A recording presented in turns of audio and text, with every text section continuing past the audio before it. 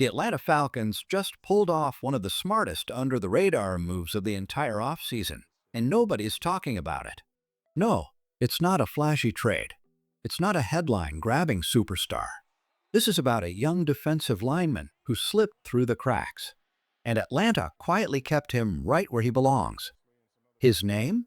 Simeon Barrow Jr., and mark my words, this kid could become the steal of the year. For most fans, this might sound like a small move, just another name on the practice squad. But if you've been paying attention, you know Barrow is much more than that. His story is one of resilience, production, and pure grit. And the crazy part? With everything he's shown already, it's hard to believe that every other team in the league just let him pass through waivers untouched. Barrow's journey started at Michigan State, where he built a reputation as one of the hardest-working, most relentless defensive linemen in the Big Ten. Over 3 seasons with the Spartans, he stacked up more than 110 tackles, 19 tackles for loss, and 10.5 sacks, numbers that scream consistency and effort. He wasn't just showing up on Saturdays, he was wrecking game plans week after week. But Barrow wasn't finished. For his senior year, he transferred to Miami, stepping into the spotlight of the ACC. And instead of struggling with the jump, he dominated again. He became a first-team All-ACC selection, putting up 30 tackles, 8 tackles for loss, and 5.5 sacks. 2 different conferences, 2 different systems. Same result. Barrow found ways to disrupt offenses, no matter where he lined up. Scouts noticed the burst, the explosiveness off the line, the non-stop motor. Yes, he's considered undersized at 6'1", 283 pounds. But watch him for even a few snaps, and you see the truth. This guy doesn't take plays off. He uses every ounce of strength and leverage to make life miserable for offensive linemen. And now, he's in Atlanta, a city desperate for defensive playmakers, a team trying to rebuild a pass rush that has haunted them for years. And somehow, Simeon Barrow Jr., with all that talent and upside, cleared waivers and landed right back with the Falcons. A quiet move, a sneaky move, and maybe the kind of move that turns into a massive win down the road. Falcons fans, I want to know what you think. Could Simeon Barrow Jr. turn into Atlanta's hidden gem? Drop your thoughts in the comments. This story is only getting started. When you look at Simeon Barrow Jr., the first thing that jumps off the page isn't just the stats, it's the athleticism. This guy posted a 9.05 relative athletic score, which puts him in the elite category for defensive linemen. That's not just good. That's rare. Players with that kind of athletic profile almost never slip through the cracks. And yet, somehow, he went undrafted. That alone makes his story fascinating. But once Barrow landed in Atlanta as an undrafted free agent, he wasted no time proving he belonged. From the very first preseason snap, you could feel his energy. In just 3 games, he put up a sack, forced a fumble, and created multiple pressures that rattled opposing quarterbacks. His best showing came in the preseason finale, where he played nearly half of the defensive snaps. That night, against NFL-level competition, Barrow showed exactly what scouts loved about him in college. The first-step quickness, the knack for shooting gaps, and the raw strength to hold his ground even against bigger linemen. No, he didn't crack the Falcons' initial 53-man roster. But let's be real, the flashes were there. You don't watch his tape without coming away impressed.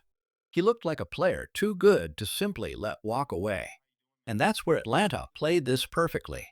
Instead of losing him, the Falcons were able to sneak Barrow onto the practice squad. That's massive. Think about it. A first-team All-ACC defensive lineman, a preseason playmaker, and an elite-tier athlete. All available for the Falcons to keep without spending a single active roster spot. That's not just smart roster building. That's highway robbery. And the benefits go beyond depth. Barrow now gets to develop under head coach Raheem Morris and defensive line coach Nate Ollie without the immediate pressure of playing every Sunday. He'll have time to sharpen his technique, adjust to the speed of the NFL, and learn the scheme from the ground up. Meanwhile, Atlanta has the flexibility to elevate him if injuries strike, or if they simply want an injection of energy up front. This is what great teams do. You spend your big money on stars like Bijan Robinson, Drake London, and Jesse Bates, and you balance the roster with hungry, high-upside players who don't eat up cap space. That's how you build depth that lasts through the grind of a season. And when you look at the way Atlanta's defense has been reshaped, with speed, explosiveness, and versatility as the core identity, Barrow looks like he was made for this system. He's strong enough to fight inside, quick enough to bounce outside, and relentless enough to give you snaps wherever you need him. Quietly, the Falcons may have just found themselves a defensive weapon hiding in plain sight. Question for you, Falcons fans. Do you think Barrow gets elevated this year, or does he spend most of 2025 as a hidden gem on the practice squad? When you look at Atlanta's defensive line right now, it's not just about the starters, it's about the depth behind them. And this is exactly where Simeon Barrow Jr. comes into play. Think about the names he's learning from and competing alongside. Roy, David Onyemata, Zach Harrison. Those are battle-tested guys who already know what it takes to fight in the trenches on Sundays. Now add Barrow into that mix, a young, explosive body who can push the pocket, slip through gaps, and create chaos when quarterbacks least expect it. That's how you build a rotation that doesn't just survive the grind of a season, but dominates it. And here's the part that makes this so interesting. With Grady Jarrett gone, Atlanta suddenly has room for someone new to step up. That's a massive hole in leadership and production. And while nobody can truly replace a player like Jarrett overnight, this creates opportunity. A door has been cracked open for a hungry young lineman like Barrow. Maybe he's not the guy in week 1. Maybe he spends most of the season waiting for his chance. But don't be surprised if, later this year, we hear his name in a big moment. Maybe a third down stop, maybe a crucial sack, when the Falcons need fresh legs and energy. And that brings us back to the question every fan is asking. How did Simeon Barrow Jr. even clear waivers? How did a player with his resume, his athleticism, and his preseason flashes slip through untouched by 31 other teams? There isn't really a clear answer. Maybe it was timing. Maybe it was luck. Maybe people simply overlooked him because he's undersized on paper. But whatever the reason, Atlanta came out of it with a huge win.